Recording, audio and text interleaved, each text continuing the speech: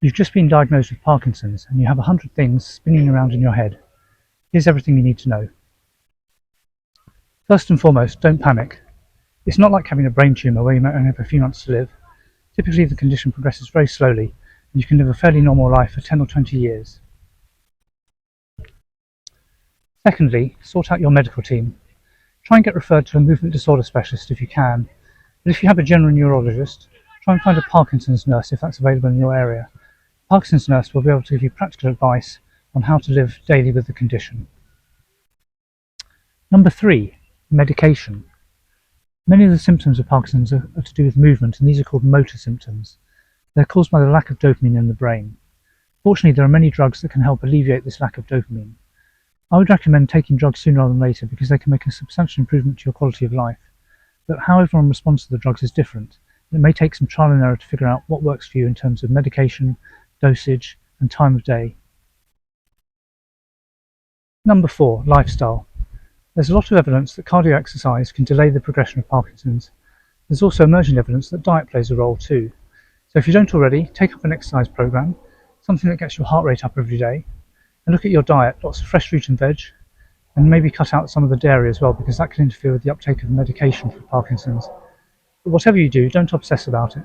It's important to live your life as well. And the good news is you can still enjoy a drink or two. Number 5, telling people. Many people are embarrassed to admit they have Parkinson's and don't like to talk about it.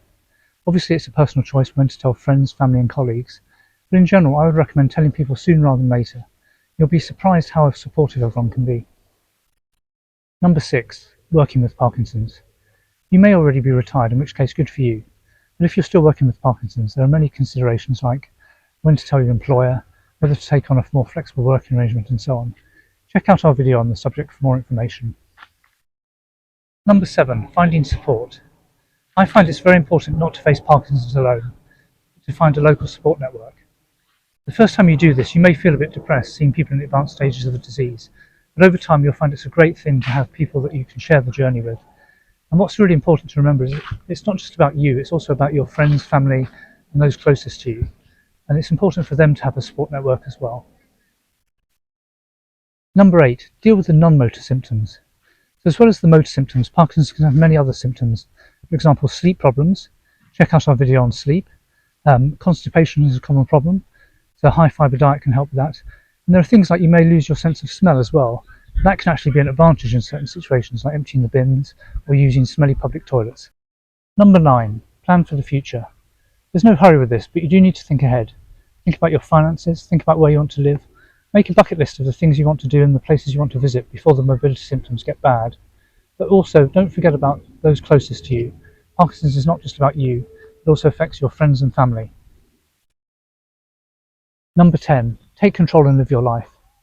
In the early days, it feels like Parkinson's bosses you around. It will gradually get worse and you will have to make more and more adjustments to your daily living. But what's important and the key to finding happiness is not to focus on the things you can't do anymore, but think about the things you can do. So find out what you can do that still floats your boat and go for it.